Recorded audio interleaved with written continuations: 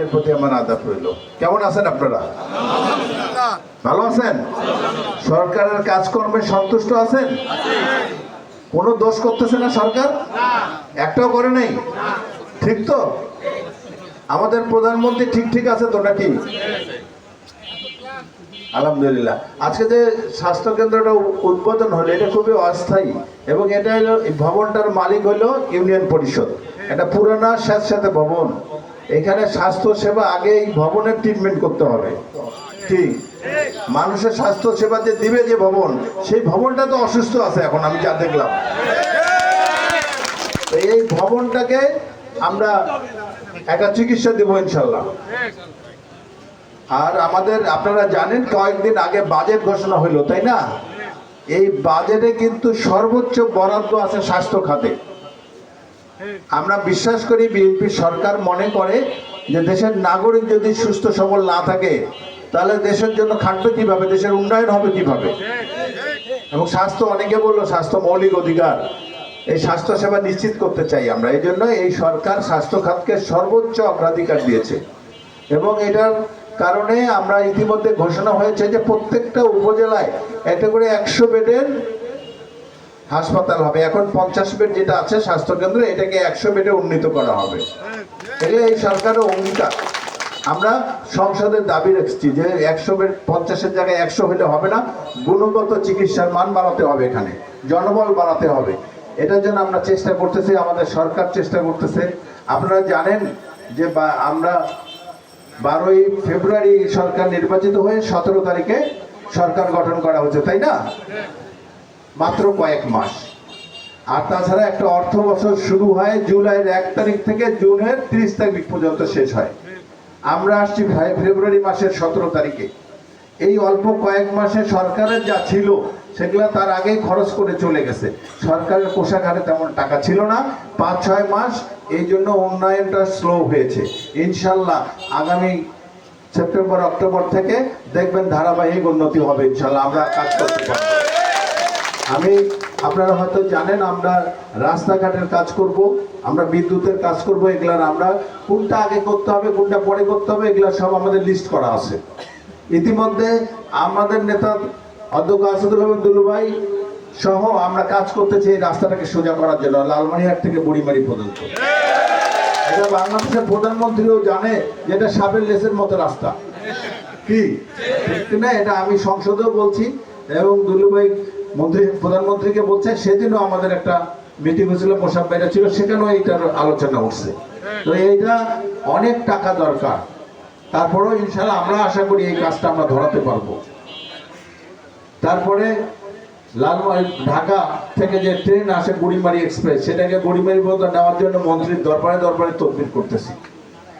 ইতিমধ্যে আপনারা জানেন যে আমাদের হাতিবান্ধা পৌরসভার কাজ অনেকটা শুরু হয়ে গেছে। পৌরসভা করবো ইনশাল্লাহ আমরা। এটা চিঠি আসছে, এটা জমি জায়গা মাপযোগ ইত্যাদি অনুসারে দেখতেছে, এগুলা করতেছে।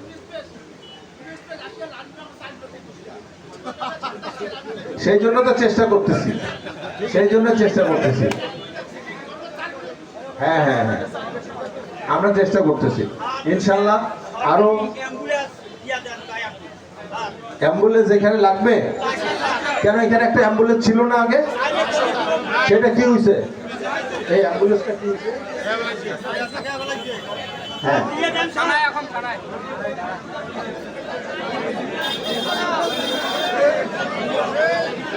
ওটা হ্যাঁ।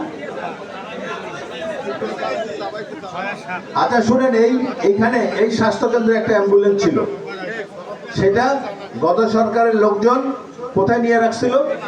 হ্যাঁ, জোড়াপুকুরের পাম্পে নিয়ে যেয়ে রাখছিল এবং ওখান থেকে তুলে এটা এখন থানায় আছে। ওটা যেহেতু পরিত্যক্ত অবস্থায় পাওয়া গেছে, ওটার একটা আনুষ্ঠানিকতা আছে, থানা কোর্ট কাছারি। ওটা করে আমরা ওটা ঠিক করতে যা লাগে সে টাকা পয়সা আমি দিব ইনশাল্লাহ। দিয়ে আমরা অতি সত্তর এখানে অ্যাম্বুলেন্সের ব্যবস্থা করবো ইনশাল্লাহ। অনেকগুলো দাবি দাবা আসছে আমাদের কাছে। তার মধ্যে একটা ইউনো সাহেব তো বলে ফেললো যে হাটের টাকা দিয়ে ওই যে মাঠের সংস্কার হবে, পানি নিষ্কাশনের ব্যবস্থা করা হবে। এরপরও যদি মাঠে আরো মাটি লাগে সেটার ব্যবস্থা আমি করতে পারবো ইনশাল্লাহ। আপনারা জানেন আমাদের নেতা অধ্যক্ষ আসাদ হাবিবুল ভাই ইতিমধ্যে লালমনিরহাটে আলোকিত লালমনিরহাটের কার্যক্রম শুরু করছে।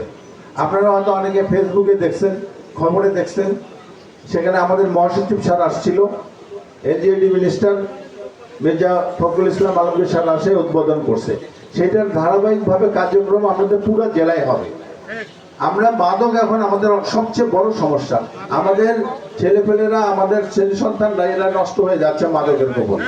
আর একটা হলো অনলাইন জুয়া। দেখা যায় কি সন্ধ্যার সময় হাটে যাব, দোকানের পাশে ওই একটা টেবিল চেয়ার থাকে বা একটা কি বলে বেঞ্চ থাকে, ওখানে বসে 4-5টা মাথায় একখানে লাগায় একটা মোবাইলের মধ্যে। আমাদের এটা কি জিনিস পরে শুনি ওই মোবাইলে নাকি ক্যাসিনো খেলে, অনেকে সর্বশান্ত হয়ে যাচ্ছে। এগুলা আমাদেরকে দূর করতে হবে, এগুলা আমাদের সামাজিক ব্যাধি। আপনারা সাহায্য করবেন তো নাকি? আমরা কার্যক্রম চালাচ্ছি। হাতীবান্ধার মিটিং হয়েছে, হাতীবান্ধার উপজেলা কমিটি গঠন হয়ে গেছে। এখন আমরা আজকে আবার বসবো, প্রত্যেকটা ইউনিয়নে কমিটি গঠন করব এবং এই ইউনিয়ন কমিটি আলোকিত লালমনিরহাটের ইউনিয়ন কমিটি, এটাতে এরা আবার ওয়ার্ডে কমিটি গঠন করবে। এদের কাজ হবে কি, ওয়ার্ডে যারা মাদক ব্যবসা করে তাদেরকে বুঝাবে, যারা মাদক সেবন করে তাদেরকে প্রথমে বুঝানো হবে, বুঝায় তাকে শুধরায় রাস্তায় নিয়ে আসতে হবে, আসল রাস্তায় নিয়ে আসতে হবে। ভালো হওয়ার জন্য তাদেরকে সুযোগ দেওয়া হবে। এরপরও যদি ভালো না হয় তখন এদের বিরুদ্ধে ব্যবস্থা নিতে হবে। আপনারা দেখছেন না দুলু ভাই একটা অটো রিক্সা নিয়ে সব পিটাই ধরতেছে, তা আমরাও নামি পড়বো। আপনারা সাহায্য করবেন তো নাকি? আপনারা সূক্ষ্মভাবে তালিকা দিবেন, নির্ভয়ে দিবেন। আমরা ইনশাআল্লাহ মাদক নির্মূল করে ছাড়বো। বিএনপি সরকার এই মাদকের জন্য সর্বোচ্চ শাস্তির ব্যবস্থা করছে। কয়েকদিন আগে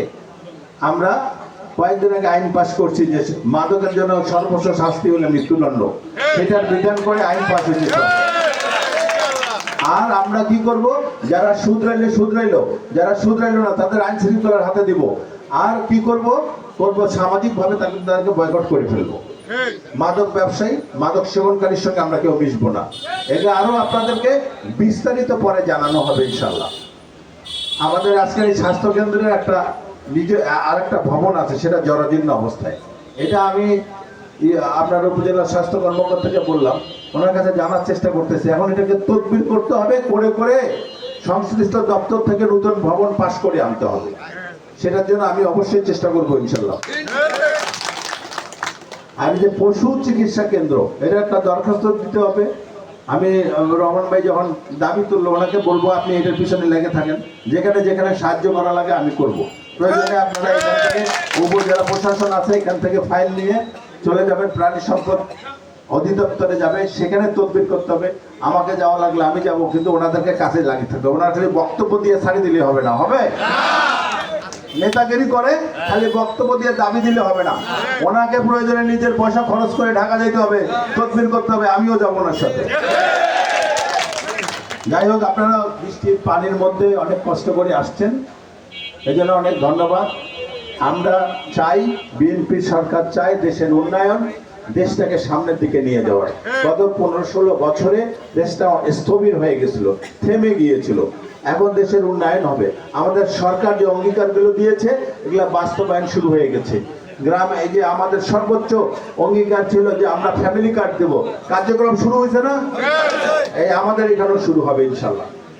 আমরা কৃষক কার্ড দেওয়ার কথা বলেছিলাম, কৃষক কার্ডের কার্যক্রম শুরু হয়েছে। টংভাঙ্গা ইউনিয়নে 6টা ওয়ার্ডে কাজ চলতেছে, সমীক্ষা চলতেছে, হিসাব চলতেছে। এগুলা ধারাবাহিকভাবে সব ইউনিয়নে চলে আসবে ইনশাল্লাহ। ঠিক তেমনি ভাবে আমরা কৃষকের 13 লক্ষ কৃষকের 10,000 টাকা পর্যন্ত কৃষি ঋণ আমাদের প্রধানমন্ত্রী প্রথম মন্ত্রী পরিষদ বৈঠকেই এটা মাফ করে দিয়েছে, সুদ সহ মাফ। এগুলো আমাদের অঙ্গীকার ছিল।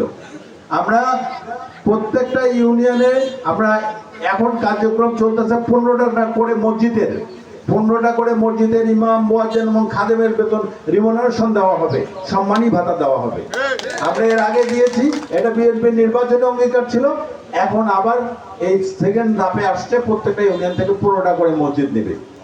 এগুলো বিএনপির অঙ্গীকার। আপনারা দেখেছেন হয়তো, এর আগে আমরা যখন নির্বাচিত হয়েছে তার 1 মাসের মধ্যে আমরা প্রত্যেকটা ইউনিয়নে মসজিদ, মন্দিরে আমরা মোট 30 লক্ষ করে টাকা বরাদ্দ দিয়েছি, যেটা আগামী অক্টোবর মাসে পাবেন আপনারা ইনশাল্লাহ।